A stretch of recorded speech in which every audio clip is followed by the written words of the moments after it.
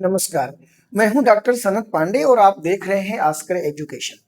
हम आपको याद दिला दें, ये ऑब्जेक्टिव वाली सीरीज चल रही है। इसमें हम रोज अपने बच्चों के लिए 10-12 क्वेश्चंस लेकर आते हैं। इसका एक ऑब्जेक्टिव क्वेश्चंस की वीडियो हो चुकी है, जिन्होंने उसको नहीं देखा है वो देख लें। हमने आपके अनसॉल्व के अकॉर्डिंग बिल्कुल सीरियल से सारे ऑब्जेक्टिव टाइप के क्वेश्चंस को हल कराने का प्रयास किया है और रोज हम आपका सपोर्ट ऑब्जेक्टिव टाइप क्वेश्चन के माध्यम से करते रहेंगे जब तक रसायन का पेपर नहीं हो जाएगा। केमिस्ट्री के पेपर के दिन तक हम अपने बच्चों के साथ रहेंगे, कुछ ना कुछ हम उनको एडवाइस उनका करते रहेंगे। तो टाइम को बर्बाद नहीं करना है बेटा, और बिना किसी टाइम को बर्बाद किए हुए हम अपनी बात को शुरू करते हैं। ये देखिए, पहला क्वेश्चन आपके साथ है। एमएन की अति सामान्य मैग्नीज की सामान्य ऑक्सीकरण अवस्थाएं हैं। मैं आपको बताता चलूं कि मैंगनीज एक ऐसा कंपाउंड है जो अपने डी ब्लॉक में 3D सीरीज का मैग्नीज ऐसा कंपाउंड है जो मैक्सिमम ऑक्सीडेशन स्टेट शो करता है। चलिए, 1 मिनट का कॉन्सेप्ट है, 1 मिनट में हम लोग इसको देखते हैं। Manganese, this is 25।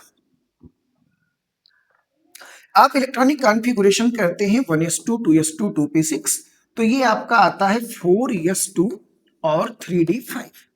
4s2 3d5 ये मिल जाता है। ये हमको 4s2 मिल गया और ये मिल गया 3d5। इसका मतलब क्या है कि अगर ये Mn पे 2 प्लस लग जाएगा तो ये आपको 4s0 दे देगा और ये क्या हो गया, 3d5। तो पहले तो ये जानिए कि मैंगनीज का जो डबल प्लस वाला है ना, वो एक कॉमन सा ऑक्सीडेशन स्टेट है, क्योंकि वो चाहता है कि 2 इलेक्ट्रॉन निकल जाए, तो जो हमारा 3d5 बचेगा वो भी स्टेबल केस में आएगा। तो पहली बात, अब ऐसे केस में ये भी सही है, ये भी सही है, ये भी सही है, ये भी सही है, ये चारों ऑप्शन आपको नजर आते हैं। अब ये क्वेश्चन कंफ्यूजन कहाँ क्रिएट करता है, प्रॉब्लम कहाँ क्रिएट करता है बेटा? आप लोगों ने अपने डी ब्लॉक वाले में पढ़ा होगा कि ये आपका डी ब्लॉक है 1 2 3 4। अब ये जो D5 है ना, जब इसकी स्प्लिटिंग होती है, तो ये जो है ट्रिपली डीजनरेट और डबली डीजनरेट में चला जाता है। मतलब डी ऑर्बिटल जब ये बढ़ता है, कॉन्सेप्ट देखिए क्वेश्चन कहां से पूछा गया और कॉन्सेप्ट क्या लग रहा है। इसमें क्वेश्चन पूछा है कि अति सामान्य, ये जो क्वेश्चन है इसमें, ये अति सामान्य, वेरी नॉर्मल, बहुत ही नॉर्मल स्टेट की इसकी एनर्जी क्या है, ये चीज हमको देखनी है। कहने का मतलब ये 5 ऑर्बिटल टूट करके 2 भागों में बढ़ते हैं, ये 3 यहां आ जाता है और 2 यहां आ जाता है। कहने का मतलब ये 2 इलेक्ट्रॉन यहां से गया, 2 और चला जाए, यानी ये वाला जो ऑप्शन आपका है 2 और 4 वाला, ये जो है ये वेरी नॉर्मल है। बहुत सारे लोग कहेंगे सर 5 चला जाए, 4 चला जाए, 7 चला जाए, हाँ होता है, लेकिन वेरी नॉर्मल की जब हम बात करेंगे तो 2 और +4 ये आपका राइट आंसर हो जाएगा। चलिए चलते हैं अगले क्वेश्चन की तरफ। अगला क्वेश्चन आपका है, एक बिलिये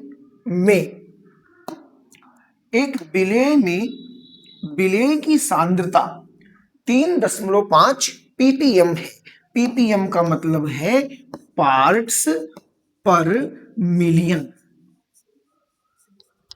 पार्ट्स पर मिलियन। और तो और बेटा, जहां भी मिलियन आपको दिखाई पड़े वहां आप 10⁶ का आप याद करेंगे। अब मैं बताऊं इसका जुगाड़ किसके द्वारा व्यक्त कर सकते हैं, किसके द्वारा व्यक्त कर सकते हैं। पहली यूनिट ग्राम की है, फिर मोल की है, फिर मिलीग्राम की है, फिर मोल की है। एक चीज तो श्योर जानिए कि मोल और मोल नहीं होगा, यानी ये 2 ऑप्शन आपके ये कैंसिल हो गए। मोल और मोल नहीं होगा, ये 2 ऑप्शन कैंसिल हो गए। अब बात करें हम ग्राम और मिलीग्राम की, आइए देखते हैं। 1 kilogram is equal to 1000 gram, 1000 gram, and 1 gram is equal to 100 milligram. That means 3 और 2 5 और ये 1 ये 6, ये 6 डिजिट आता है। और 6 डिजिट का मतलब ही हो जाता है पार्ट्स पर मिलियन। तो जो आपका करेक्ट आंसर होगा यहां से वो मिलीग्राम वाला आंसर आपका सही हो जाएगा, 3.5 मिलीग्राम। क्योंकि मिलियन है बेटा तो वो 6 डिजिट में जाता है, 10⁶ वो हो जाता है। चलिए चलते हैं आगे क्वेश्चन की तरफ। वही क्वेश्चन सेम टाइप हो गया है। नेक्स्ट क्वेश्चन हम चले। ये देखिए क्वेश्चन ऐसा नहीं होता कि सारे क्वेश्चन आपके लिए कठिन आते हैं, कुछ क्वेश्चन आपको इजी भी आते हैं। चलिए देखिए CU का होल 4 में CU की उपसह संयोजन संख्या, ध्यान दीजिए उपसह संयोजन संख्या जो होता है यानी उपसह संयोजन संख्या, बेटा जो उपसह संयोजन संख्या होता है ना वो नंबर ऑफ लिगेंड के द्वारा बनाए गए बंधों की संख्या, जितने लिगेंड हैं उन्होंने कितने बॉन्ड बनाए उस सेंट्रल मेटल आइटम की तरफ। जैसे अगर ये ML4 है तो इसका मतलब ये हो गया कि ये M, L, L और L ये 4 कोऑर्डिनेट बनाएंगे, तो जो उप सह संयोजन संख्या आपकी है वो क्या हो जाएगी, ये 4 हो जाएगी। जितने कोऑर्डिनेट बॉन्ड इसमें बनाए जाएंगे उतनी ही आपकी संख्या हो जाएगी। तो आपका जो 4 नंबर है ये आपका राइट आंसर हो गया। ध्यान रखें ऑब्जेक्टिव टाइप क्वेश्चन में बिल्कुल ध्यान रखना है कि 1 मिनट में 2 मिनट में आपका हो जाना चाहिए। चलिए चलते हैं अगले, क्योंकि जो ऑब्जेक्टिव टाइप क्वेश्चन होते हैं वो डायरेक्टली आपके कॉन्सेप्ट पे डिपेंड होते हैं। अगर आपको कॉन्सेप्ट आता है तो ठीक है, अदरवाइज आपको ये वाला सही की वो वाला सही, वो वाला सही की वो वाला सही, ये सब आपको करना पड़ेगा। चलिए देखते हैं अगले क्वेश्चन की तरफ। कह रहा है कि कौन सी कार्बिल अमीन अभिक्रिया नहीं देती है, बच्चों नहीं देती है, आपको ये देखना है कौन सी कार्बिल अमीन अभिक्रिया नहीं देती है।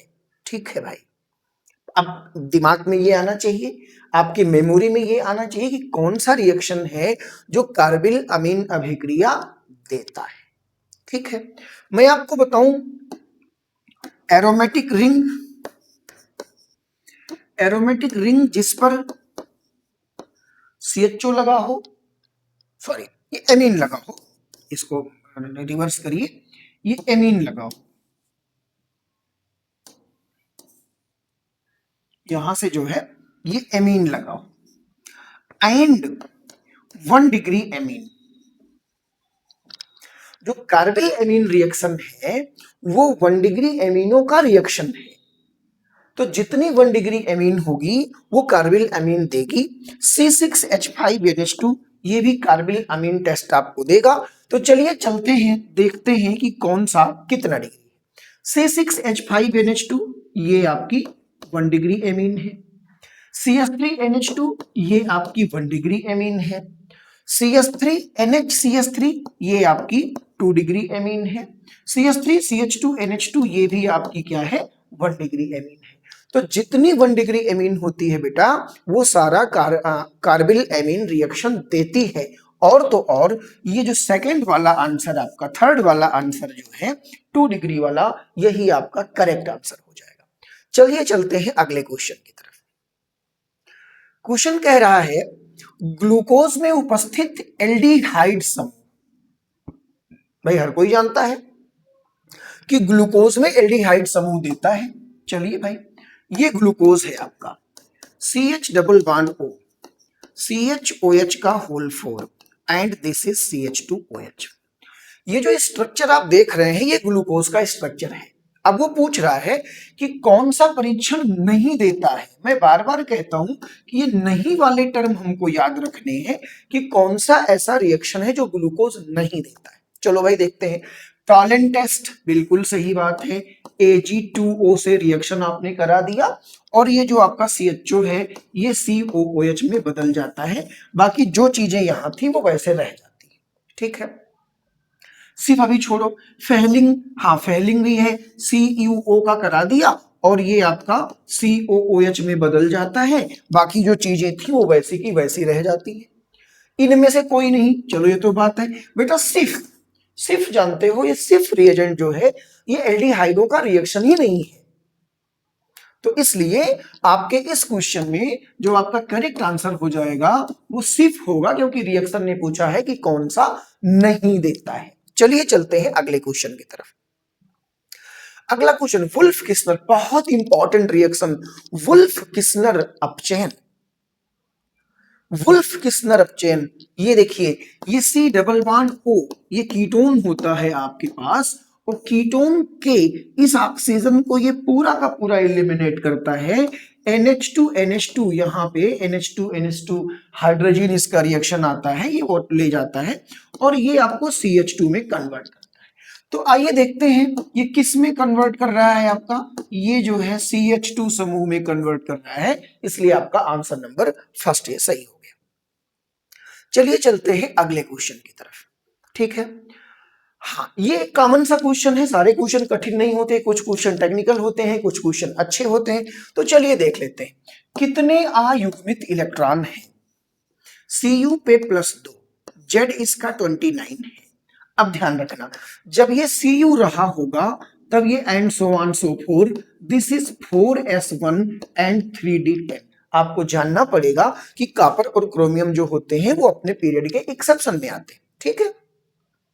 2 पॉजिटिव निकल गया, that is 4s0 and 3d9। 9 को बना दिया, 1 2 3 4, 1 2 3 4 5 6 7 8 और 9। तो बेटा यहाँ जो अनपेयर्ड इलेक्ट्रॉन है उनकी संख्या 1 है, तो ये जो आपका पहला वाला होगा ये आपका सही हो जाएगा। पीडीएफ बड़ी हो जाती है इसलिए 2 क्वेश्चन को एक साथ कर दिया। बेटा अगला कह रहा है कि CONH3 का होल 5Cl Cl2 के विलयन में कुल कितने आयन हैं, कुल आयन। चलिए देखिए, कुल आयन की बात करें तो ये मिल गया आपको CONH3 का होल 5 Cl एंड Cl2। इसको डिसोसिएट कर दो बिना कुछ सोचे समझे, बिना किसी कारण के, कुछ नहीं, सब कुछ दिख रहा है। ये आपका 2 आयन ये अलग हो जाएगा, 1 आयन ये अलग हो जाएगा, तो 1 + 2 = कितना हो जाएगा, 3 आयन हो जाएगा। तो जो टोटल आंसर आपका करेक्ट आंसर बनेगा वो क्या होगा, वो 3 आयन का आंसर आपका सही हो जाएगा। चलिए चलते हैं अगले क्वेश्चन की तरफ। बिल्कुल ऑब्जेक्टिव में, हाँ भाई, अगर आपको ऐसा लगता है कि कोई क्वेश्चन हमने जल्दी में करा दिया हो तो उसमें आपको वीडियो की स्पीड स्लो करके भी आप आराम से देख सकते हैं। कोई क्वेश्चन ऐसा लगे कि हम आपको बहुत धीरे धीरे समझा रहे हैं, इजी था, तो उसकी वीडियो की स्पीड को आप फास्ट करके भी देख सकते हैं। हाँ, ऑब्जेक्टिव टाइप क्वेश्चंस में जब आप कंटिन्यू वॉच करेंगे तो आपको थोड़ा बेहतर कॉन्सेप्ट मिलेंगे और अच्छे से समझ भी आएगा। चलिए, क्वेश्चन कह रहा है कि निम्नलिखित में से कौन सा यौगिक फेहलिंग विलयन को अपचयित नहीं कर रहा है। मैं बार बार कहता हूं कि ये नहीं वाले क्वेश्चन ना ये आपको परेशान करेंगे। कौन सा अपचयित करता है वो तो ठीक है, कौन सा नहीं करता है, फेहलिंग विलयन। अभी ग्लूकोज वाले में आया था कि जहां भी CHO होता है, अगर CHO है तो वो क्या करेगा, वो CuO, ध्यान रखें बेटा ये फेहलिंग विलेन है, तो फेहलिंग विलेन वो क्या करता है, वो COOH में कन्वर्ट कर देता है। तो चलिए देखते हैं। अब कहने का मतलब, हाँ ठीक है भाई, ये HCHO ये आपका कर देगा, CH3CHO ये कर देगा। अब बचा ये 2 चीज, फार्मिक एसिड में अल्फा H नहीं होता, अल्फा H नहीं होता, इसलिए जो आपका फेहलिंग विलेन है वो इसको भी अपचयित कर देता है।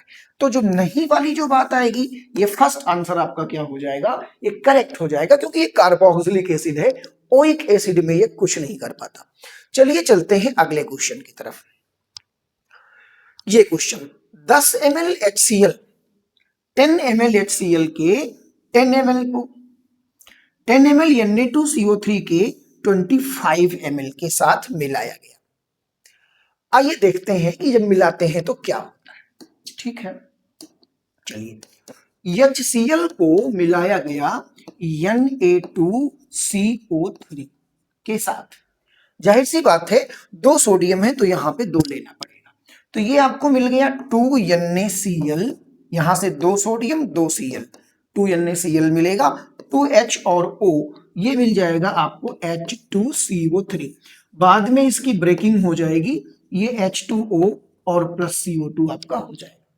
बेटा जब इस रिएक्शन को कराया गया, सोचिए, तो यहां जो मिल रहा है वो कार्बोनिक एसिड H2CO3, ठीक है, तो ये क्या है, ये एसिडिक है। तो जब ये एसिडिक सोल्यूशन मिल रहा है, इसका मतलब कि जो मिक्सचर होगा, वो मिक्सचर का जो होगा वो कहाँ गया, ये क्षारीय आपको मिल जाएगा। एक बार फिर मैं समझाऊं कि इस कंपाउंड को इस कंपाउंड से मिलाने के लिए जब मिलाया गया तो विलयन का जो कंसंट्रेशन है वो कैसा होगा, या बोलो कि विलयन का नेचर कैसा होगा, उसका कैसी स्थिति उसकी आएगी, तो वो जो विलयन हमारा क्षारीय हो जाएगा। क्यों? क्योंकि अम्ल तो हमारा अलग हो गया, जो H2CO3 था अम्ल था, वो अम्लीय कंपोनेंट उसका अलग हो गया। हाँ, अगर किसी रिएक्शन में यहाँ क्षार बन जाता तब जो बचा हुआ भाग है वो अम्लीय हो जाता, क्योंकि यहाँ अम्ल बन रहा है, इसके मतलब इसका जो बचा हुआ पोर्शन है वो क्या हो गया, वो क्षारीय हो गया। हाँ, इतना जरूर है, ये ऑब्जेक्टिव टाइप क्वेश्चन की ट्रिक है। अगर आप इसको सॉल्व करना चाहते हैं तब आप जाकर के N1B1 is equal to N2B2 आप मोल कॉन्सेप्ट लगाइए और उससे इसको सॉल्व करिए कि कितना बचा हो, तो थोड़ा सा उसमें कैलकुलेशन आता है और वहां पे ज्यादा आपको टाइम मिलता है। तो फिर मिलेंगे आपको रोज, हाँ पिछले वीडियो में भी मैंने बताया था, रोज आपको एक वीडियो मिल ही जाएगी ऑब्जेक्टिव टाइप क्वेश्चन के, रोज आपको 6 बजे के आसपास ये वीडियो मिल जाएगी। तो लगातार वॉच करते रहें, और अन्य बच्चों को भी जिनको की भी अपने रिवीजन की आवश्यकता है, हम इसको ओवरऑल टॉपिक को लेकर के चल रहे हैं, तो जिनको की रिवीजन की आवश्यकता है ऑब्जेक्टिव टाइप में, जल्दी ही हम आपको न्यूमेरिकल भी कराने वाले हैं। तो तब तक के लिए ऑब्जेक्टिव आप देखते रहिए। धन्यवाद। कल फिर आपको मिलेंगे एक नए ऑब्जेक्टिव वीडियो के साथ। आप देख रहे थे आस्कर एजुकेशन, मैं था डॉक्टर सनत पांडे। धन्यवाद, थैंक यू।